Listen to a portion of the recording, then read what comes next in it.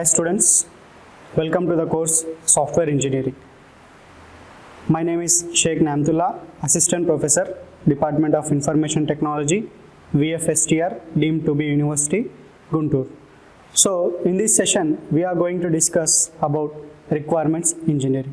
So in the previous sessions, what we have discussed is Agile view of process and implementation of Agile models like extreme programming, unified process, and Scrum modeling.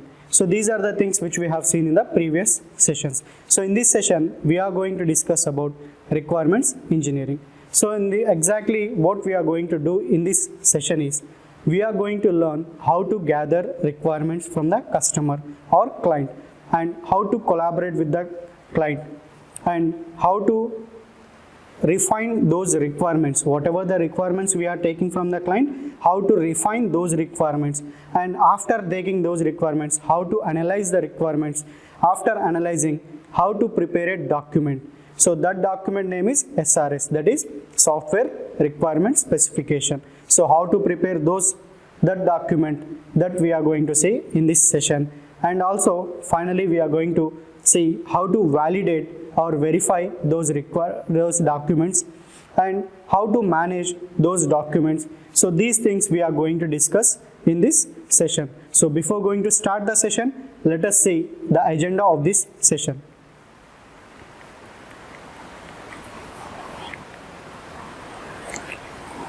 So we will see agenda or outcomes of this session.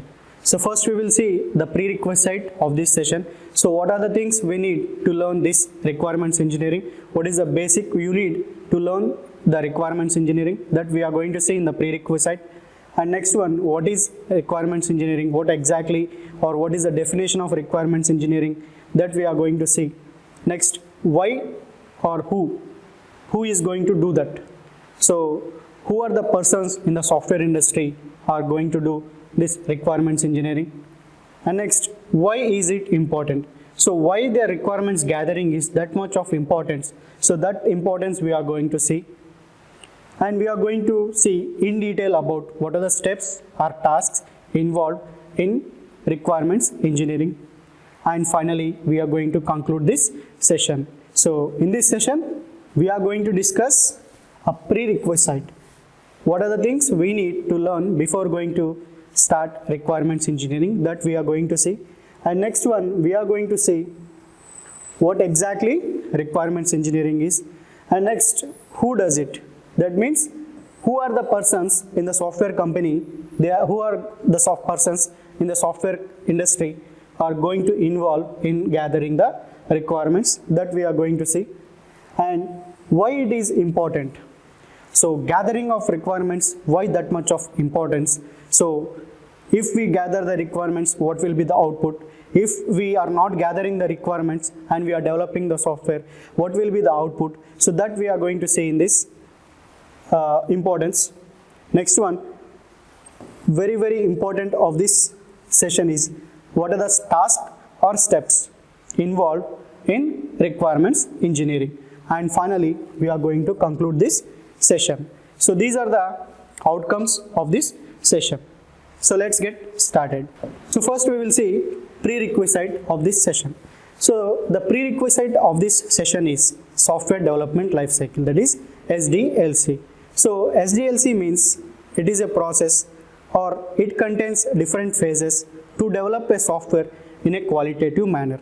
So in order to develop a software in a qualitative manner, we have to follow SDLC, that is software development lifecycle. So software development lifecycle has different phases like requirements, analysis, design, coding, testing, deployment, and maintenance. So these are the phases involved in the SDLC, software development lifecycle. So let's have a brief discussion about these requirements. Let's have a brief discussion about these phases. So first one is requirements. So in the requirements phase, who is going to involve in the software industry? So there is a person called business analyst. There is a person called business analyst.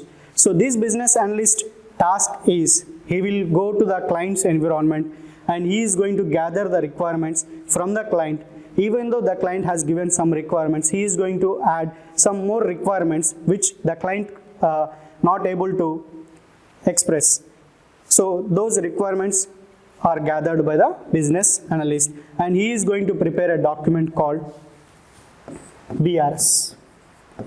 He is going to prepare a document called BRS, that is Business Requirement Specification, or URS, User Requirement Specification, or CRS, Client or Customer Requirement Specification, or Business Design Document. So different companies uses different terminology, but the standard terminology is BRS.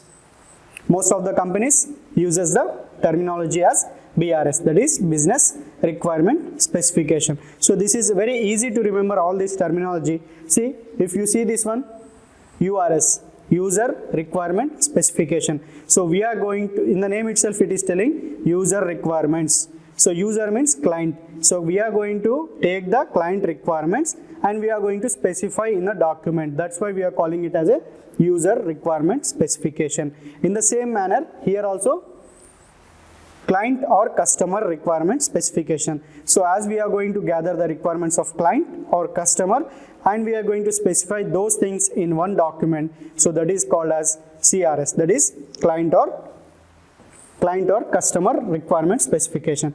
And finally, business design document. Okay, so these are the terminologies of outcomes of requirements engineering. So in the requirements engineering, what exactly we are going to do? We are going to gather the requirements from the client and we are going to prepare the document called BRS, Business Requirement Specification. And next one is analysis phase. So in the analysis phase, we will be having senior analyst,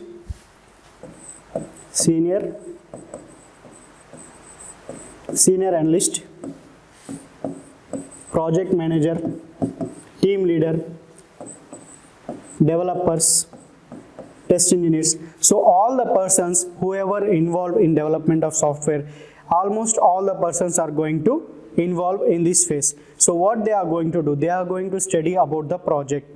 So they are, after gathering the requirements, after preparing the BRS document here, so all these people are going to study about this document. So in order to develop a software, they need to understand the requirements first.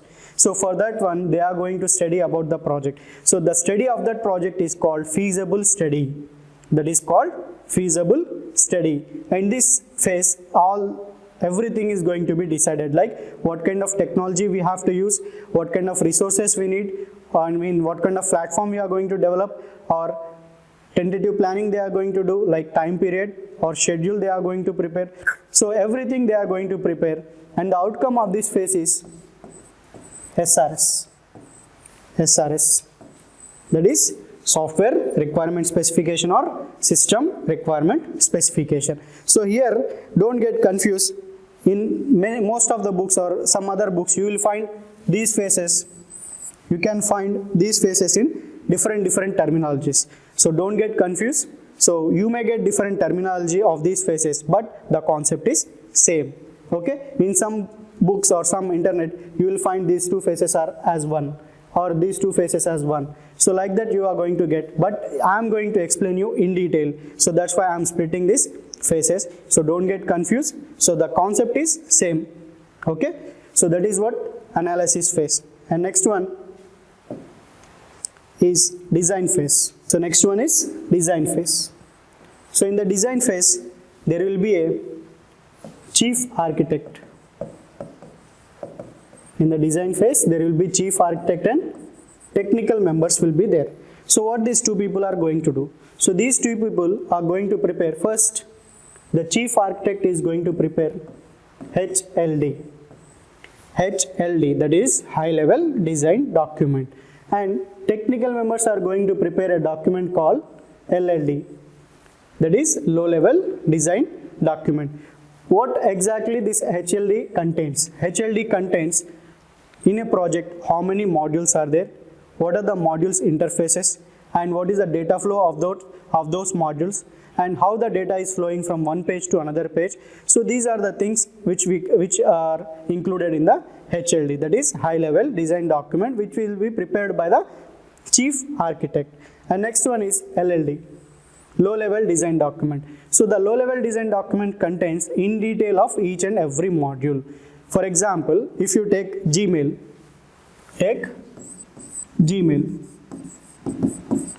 so if you are developing a software as Gmail, so what the chief architect is going to do, he is going to prepare how many number of modules. For example, Gmail if you take, so first module is sign in page. First module is sign in page. Second module is inbox page. Third module is outbox or sent module. Okay, for example, take these three modules. So what this HLD contains? So the HLD contains how many number of modules are there, how the data is going to flow, and what is the interface or integration between these modules. So these things are going to prepare in the HLD. And coming to LLD. So LLD contains the in detail description of each and every module.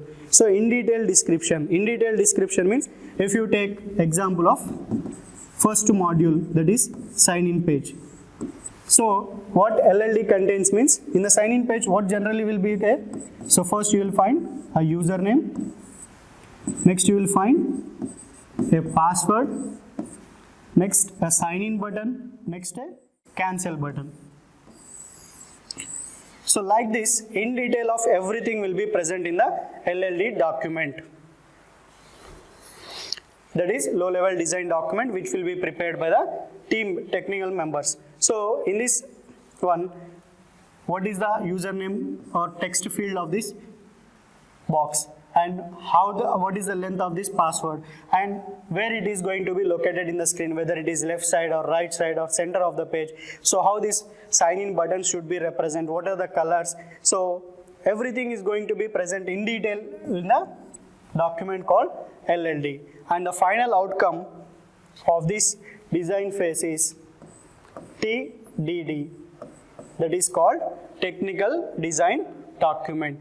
So that is a design phase. So in the design phase, we will be having two phases. First one is HLD, second one is LLD. So in the HLD, we are going to design how many number of modules and what are the interface of those modules, and so how the data is going to flow. These things it will be there in the HLD, which will be prepared by the chief architect. And next one is LLD. In LLD, each and every module, in detail of each module is going to be represented in the LLD, that is low level design document, which will be prepared by the technical members. In general, we will be using one language called Unified Modeling Language for preparing these designs. So you will come across those things. So that is about design phase. So next one is coding phase. So in the coding phase, what the developers are going to do is, so based on the technical design document, which is the outcome of design phase, so the developers are going to prepare the coding. So the outcome of this coding phase is source code document. So what they are going to do here? So here the outcome is technical design document. So based on the technical design document, the developers or programmers, what they are going to do? They are going to prepare coding. They are going to prepare coding, and the outcome of this phase is source code document. Source code document. Okay, that is about coding phase. Next one, testing phase.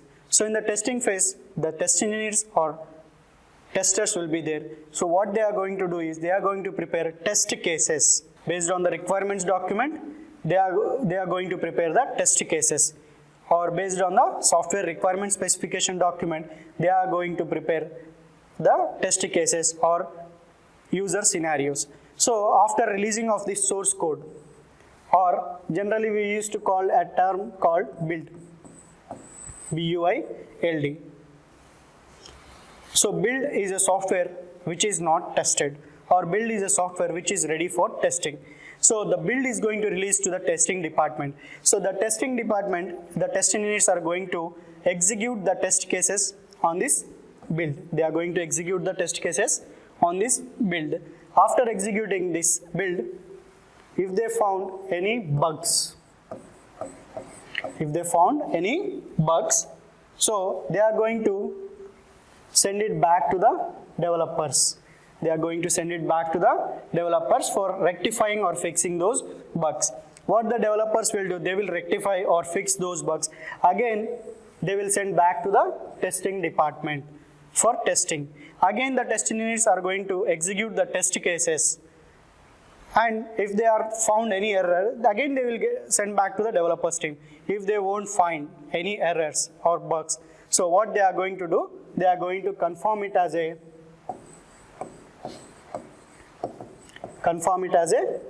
quality product. So they are going to confirm it as a quality product. So that is what we are going to do in the testing phase. Next, final phase is deployment and maintenance. So deployment meaning is delivering the software. So in the deployment phase, we are going to have senior test engineers, senior project managers, and team leads. So these persons will go to the client's environment and they will install the software in front of the client, and they will show to the client how this software is going to work, how the data is flowing from one module to another module, how they have to maintain the database, and what is the interface between them. So these things we are going to see, or we are going to show to the client. So that is what deployment phase. And next, finally, maintenance phase. So in the maintenance phase, what we are going to do is we will be having a system engineer or maintenance engineer. So the system engineer, what he is going to do, he is going to maintain the entire software. That means he is going to save all the data, and he is going to see whether the software is not going to crash or not going to hang. That is the first case. And second case, while we are adding new modules to the, suppose if we have a project or software which contains 3 modules like A, B, and C. Now what we are doing, we are going to add a new module called D. So after adding this module to this project, that maintenance engineer, what he is going to do, he is going to check by adding this module whether is there any side effect of previous modules or not. So that he is going to check. So that is what actual maintenance is. Okay, in the maintenance phase, what we are going to do, we are going to see 2 cases. First case, the system engineer has to check the database, and he has to take care of software. It should not be crashed or it should not be hanged.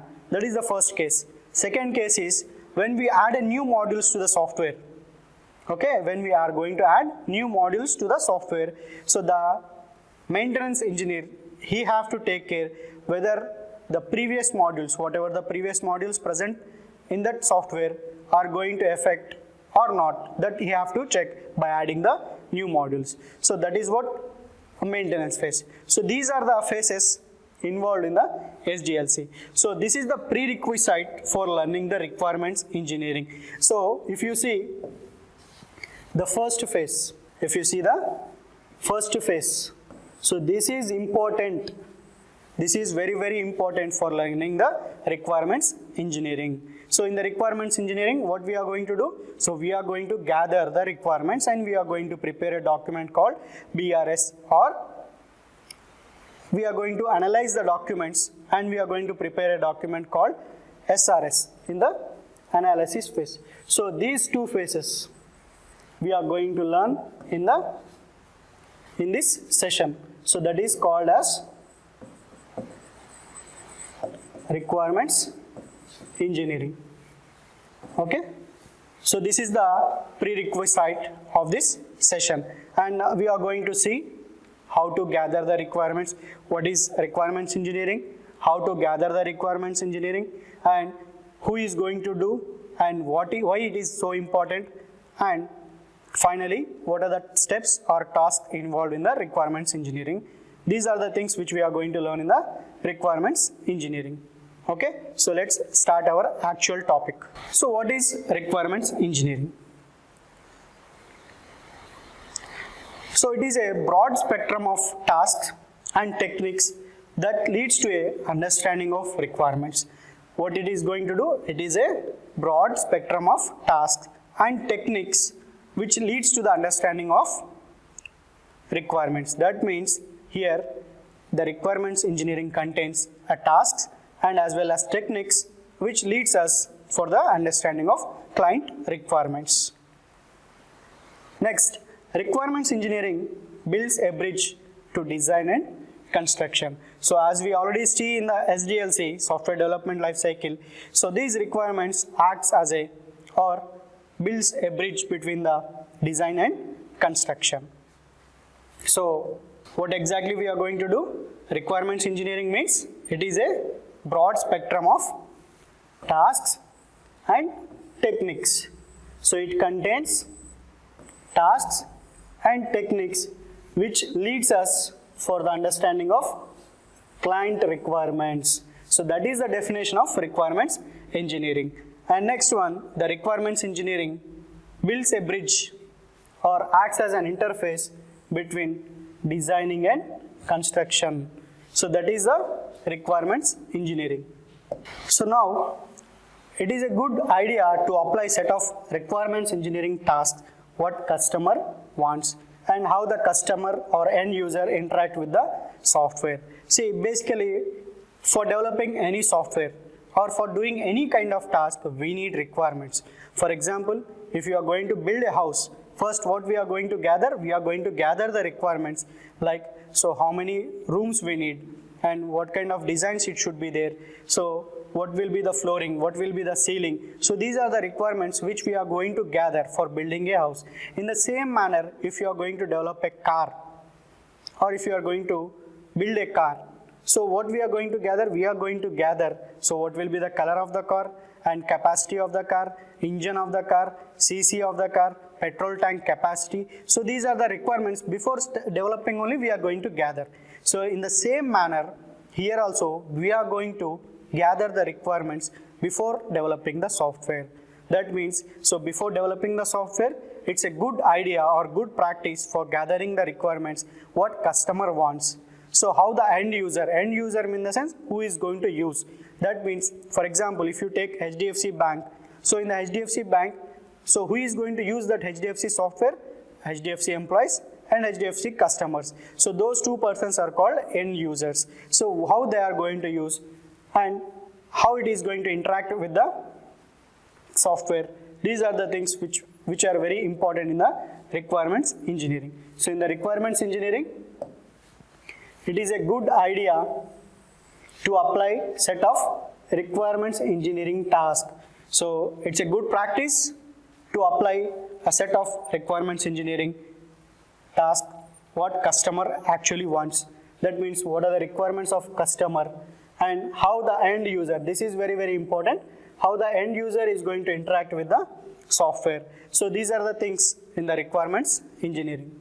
Now we will see who does it. So who is going to involve in this requirements engineering? That means who are the persons in the software industry are going to involve in this requirements engineering.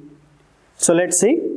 So as I already told you in the software development life cycle, so in the requirements phase, there will be a business analyst. So the business analyst is a person who is going to gather all the requirements. Sometimes system engineer or sometimes project managers. So depends upon the company or depends upon the client requirements or client. So these persons are going to gather the requirements, but majorly most of the companies there is a role called business analyst. So that business analyst is going to prepare all that business analyst is going to gather all the requirements and he is going to prepare the document. The document name is BRS, that is business requirement specification. So who is going to do this? Software engineer or system engineer or analyst. So business analyst, he is going to do the major role in the requirements engineering. And sometimes other project stakeholders. So stakeholders means maybe managers, customers, or end users. Sometimes they are going to involve, they are also going to involve in discussing about the requirements engineering. So this is who is going to do in the requirements engineering. Next, why is it so important? So what is the need of this one? So designing and building an elegant computer program that solves the wrong problem serves no one's needs. That means if you are going to develop a software which is not usable by anyone, so that doesn't have any sense, right? So before going to gather the requirements, we should not start the project. If we start the project, at the end or outcome of that software is not up to the expected mark.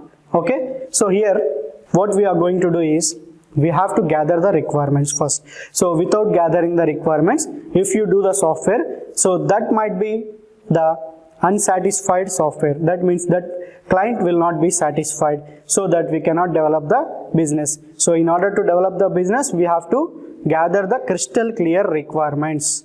Okay, so if you develop or design a software which is not going to solve, or which is going to solve the wrong problem, that means which the client's problem is not going to solve, then that is not going to be used by anyone. So that is what we are explaining here. So no one's need. And it is important to understand what the customer wants before you begin to design and build a computer-based system. So it is very, very important before going to start, we have to understand what is the client requirements. So that is why it is very, very important. For example, if you are preparing anything or any task, so without requirements, if you start any task, you may not get the expected output. For example, if you are going to prepare a car, or if you are going to prepare a computer, so without making any requirements, before going to review the requirement, before going to start, if you don't have a proper requirements, you may not get the expected output. If you see a programs, in a computer programs, C language or Java language, you have to prepare a requirements before going to start, like algorithms. So if you have an algorithm, or if you have a step-by-step procedure, so then you can create your program very easily, understandable, and you will get the expected output if you have a clear algorithm. So in the same manner, if you are going to develop a software, you should have a clear and crystal clear, we can say. So crystal clear requirements are very much necessary for developing a software. That's why it is very, very important. So next, now we are going to see an important thing of requirements engineering. That is, what are the steps or tasks involved in this requirements engineering. So let's see what are the steps. First one is inception. Next, elicitation, elaboration. Next, negotiation. Next, specification, validation, and finally requirements management. So these are the 7 steps which we are going to follow for gathering the requirements, which is very, very important of this session. So let's see one by one. So first one is inception. So software engineers use context-free questions to establish a basic understanding of the problem, and the people who wants a solution, the nature of the solution, and the effectiveness of collaboration between customers and developers. So here in the inception, so in the name itself it is telling that inception. Inception is starting. So while you are starting the project, we have to ask questions to the client. We have to ask context-free questions in order to understand a basic problem of the client. So here basic problem means what is the problem, what is the software he need, what kind of software he need, so what kind of end users are there, and how he wants the software, what are the requirements. So everything we are going to discuss with the customer by giving him some context-free questions. And here we are majorly concentrating on what people, the people who wants a solution, that means end users. So what the end users want the solution and nature of solution. And finally, we have to make effective collaboration between customer and developers. That is what we have seen in the Agile methodology. So in the Agile methodology, every time we are going to collaborate with the customer in order to understand the requirements, because sometimes the customer may want changes in the requirements. So that's why we have to make continuous collaboration or continuous interaction with the client, which makes us to develop the software very qualitative manner. So that is inception. Next we will see elicitation. So elicitation is nothing but we can also call it as a gathering of requirements. So in this phase we are going to find out from the customers what actually he need. So what are the project objectives are, and what kind of solution we have to give, that is what is to be done, and how the project fits into business needs, and how the product is used on a day by day or day to day basis. So here in elicitation what we are going to do is we are going to find the customers, we are going to find the customer requirements, like what is the product objectives, that means what kind of software he need, so what is his aim, what is the actual problem of that customer, and next one, what is to be done, so what kind of software is there and what kind of solution we have to give. So that is what we are going to discuss with the client, and finally we have to see how that software, whatever the software we are developing, how that software is fit to his business. So in order to develop his business, whatever the software we are preparing, how it is going to fit for developing his business. So that is also we have to see, and how the product is going to be used on a day by day basis. So that is also we have to ask from the customer. So these are the things which we have to find from the customer. Next is problems of scope. So the system boundary is ill-defined, that is not clear with overall system objectives. That means, so we have to see what is the problem of the scope. So the client may not have the exact requirements, or he may not have the idea what exactly he wants. So we should be in a position to ask the customer or to educate the customer what exactly he needs.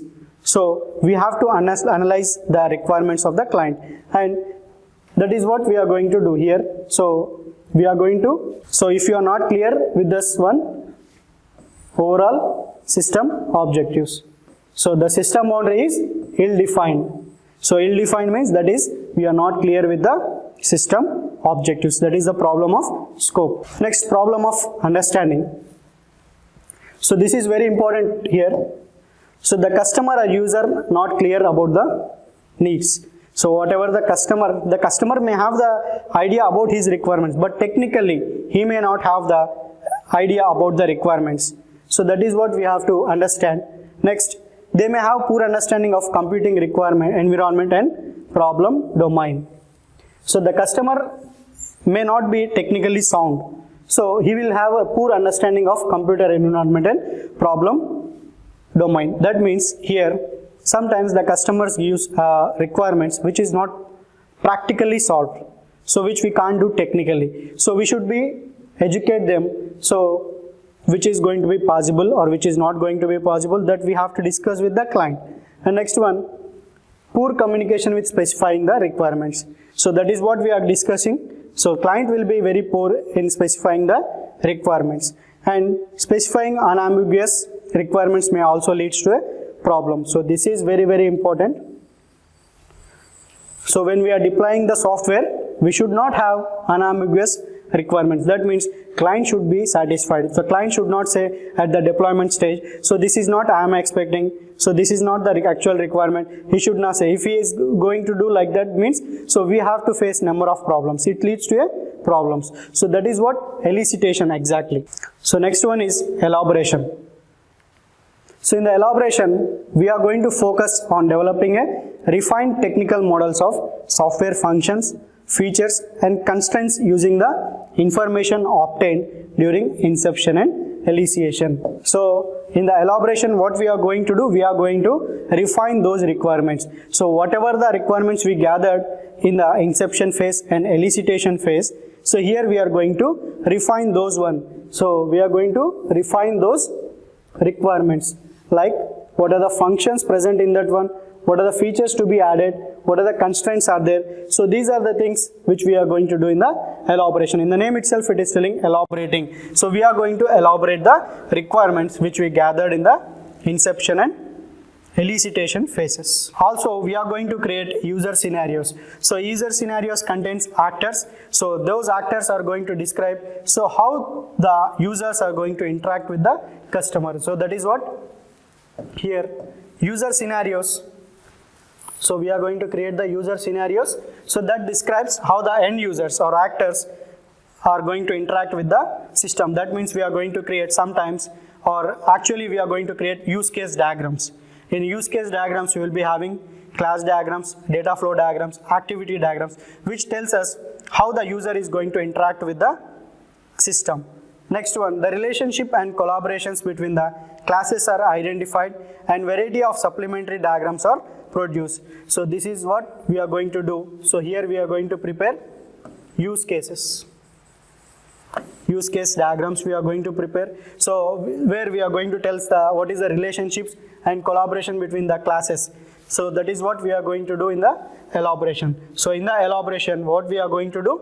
So first we are going to refine the requirements which was gathered from the inception and elicitation phases. And next we are going to prepare user scenarios. So the user scenarios tells us what the end user, how the end user is going to interact with the system. And next one, we are going to tell the relationships and collaborations of classes which are identified and how we are going to describe those things by using the diagrams. So those diagrams we are going to create by using the use cases. We will see in the case studies what exactly the use cases are. Next one is, so next we are going to start negotiation. So in the negotiation, we are going to see, so requirements are categorized and organized into subset, and the relationships or relations among the requirements identified, requirements viewed for correction, and requirements prioritized based on the customer needs. So negotiation, in the sense, in the name itself it is telling that negotiating, we are negotiating with the customer. So requirements, what we are going to do after gathering the requirements, we are going to categorize and organize into subset manner, and then we are going to negotiate with the customer. So whether there are some requirements are there or not, like which we can't practically implement it. So though if there any kind of requirements are there, so that we are going to identify and we are going to negotiate with the client. So what are the things we can do, what are the things which we can't do. So these are the things which we are going to discuss in this. So the things which we can do and with things which we can't do. So these are the things which we are going to discuss in the negotiation phase. So here requirements are categorized and organized into subset. So whatever the requirements we are gathered, so that requirements or those requirements are categorized and organized, and requirements among and the relationships among the requirements are identified, and requirements viewed for correctness. Requirements are reviewed in the sense we are going to test those documents, and if there are any errors or any unwanted things, we are going to remove for correctness. And next one, requirements prioritized based on the customer needs. So this is very, very important. So requirements prioritized. As you see in the Scrum model, so what we are going to do in the Scrum model, the entire project is divided into number of sprints, and we are going to develop one by one sprint and then second sprint, then third sprint. So these sprints we are going to choose based on the client prioritization. So there will be a client important modules will be there. So he needs a software very urgently. So at that situation, we are going to prioritize the client or customer. So that is what we are going to do here. So we are going to prioritize based on the customer needs. So that is what negotiation. Next, specification. So whatever the requirements we have gathered, negotiated, elaborated, everything, now we are going to specify those requirements into a document in this specification. So that document name is SRS, that is Software Requirement Specification or System Requirement Specification. So in this one, what we are going to do, so the written work products produced describing the functions. So what are the functions present, how it will be the performance and development constraints for a computer based system. So these are the things which we are going to do in the specification task. That means we are going to prepare SRS document. In short, in SRS we will contain like what is the scope of the project, what is the objective of the project, what are the functional requirements, what are the non-functional requirements, hardware specifications, software specifications, what are the tools we are going to use. So these are the things, everything will be present in the document called SRS, that is software requirement specification or system requirement specification. Next one, validation. So after preparing the requirements document, that is software requirement specification document, we are going to validate that document by using some reviews. So in generally we will be having two types of reviews. One is formal review, second one is informal review. One is formal review, next one is informal review. So informal review means we are going to give the entire details about the meeting. So when we are going to conduct the meeting or review, so when will be the review, what is the date, what is the time, what is the place, everything we are going to mention, that is called as formal review. Next one is informal review. So informal review is like an inspection. We are not going to give any details about the reviews. So suddenly we are going to place the meeting or reviews. So that is the formal review and informal review. So apart from this, there will be a technical review. So that technical review means here we are going to review the document of SRS. So that is what we are going to do in the validation. Okay, so we have generally two things here, verification and validation. Verification means, are we developing the right product or not? Verification means, are we developing the right product or not? Validation means, are we developed the right product or not? So don't get confused, students. So here verification means, are we developing the right product or not? Validation means, are we developed the right product or not? So in the same manner here, what we are doing, after developing the SRS document, we are going to validate that document whether we prepared properly or not by using technical review, formal technical review.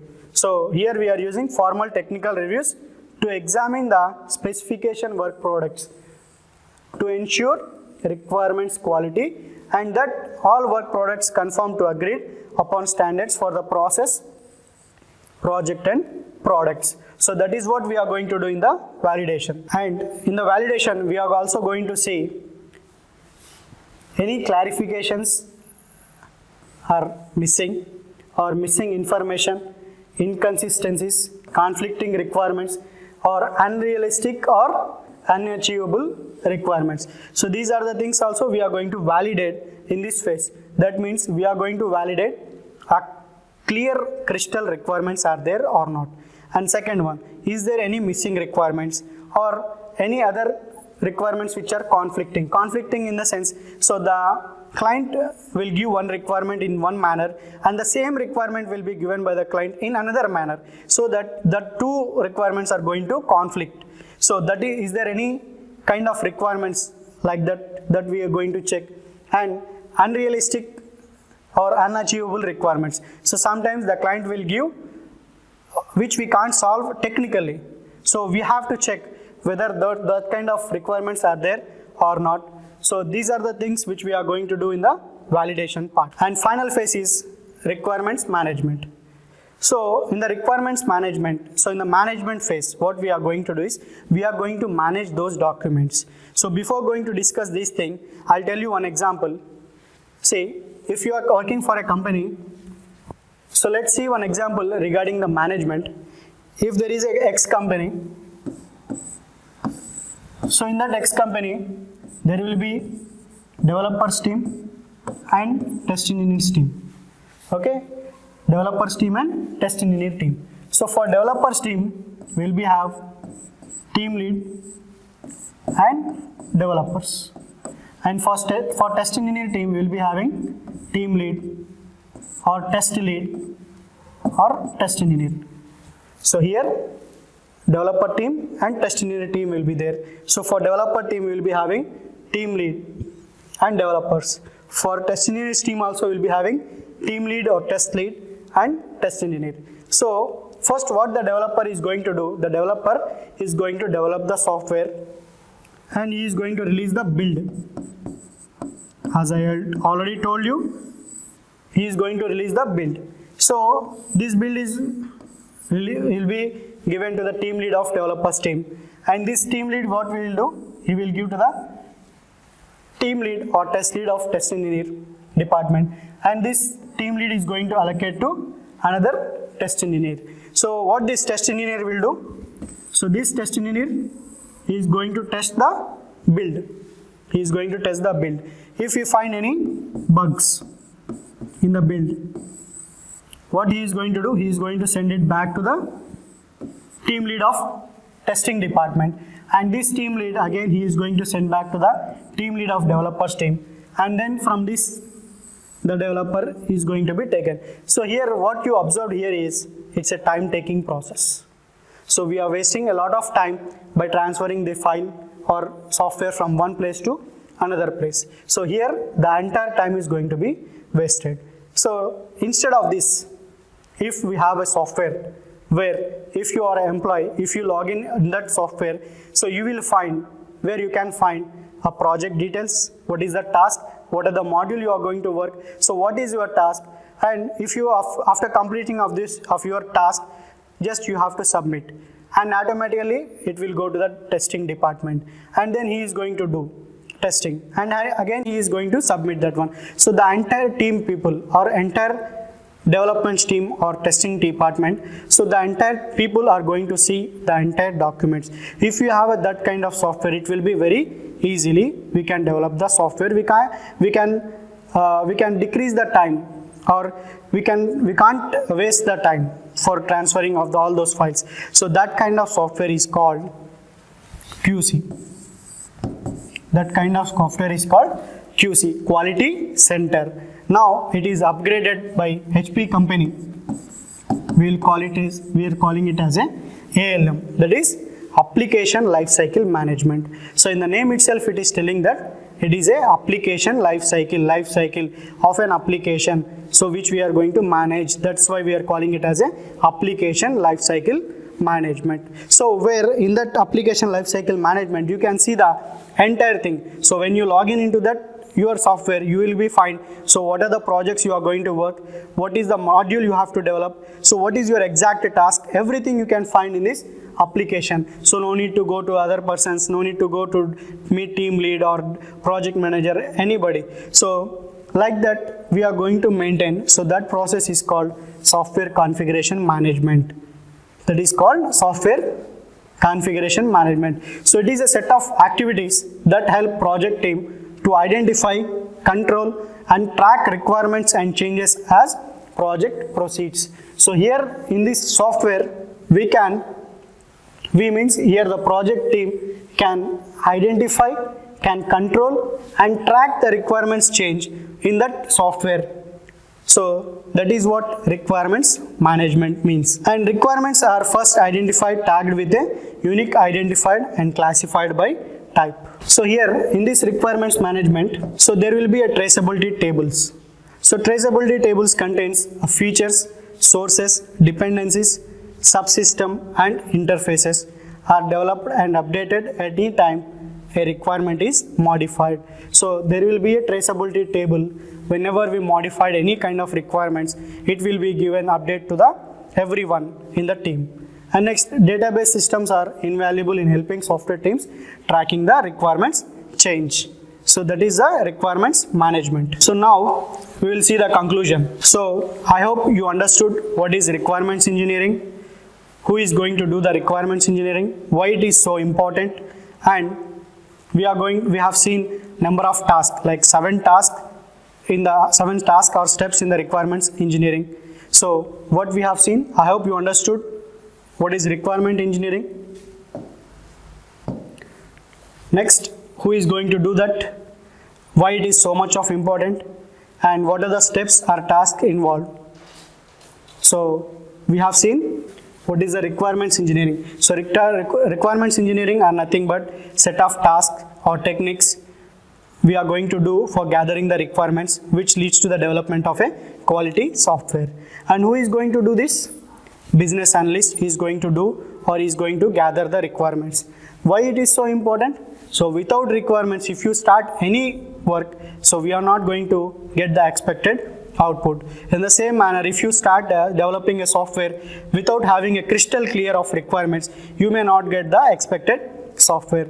And we have seen the 7 steps which are involved in the requirements phase. Those are inception, elicitation, elaboration, negotiation, specification, validation, and finally requirements and management. So I hope you understood all these topics. So in the next session, we are going to discuss about building the analysis model, where we are going to see about how to create data models, objects, classes, their relationships, and we are going to discuss about and defining the operations, attributes. So these are the things which we are going to discuss in this session. So this is the next session. I hope you understood this session. If you have any doubts, you can contact me. Thank you for watching. Happy learning.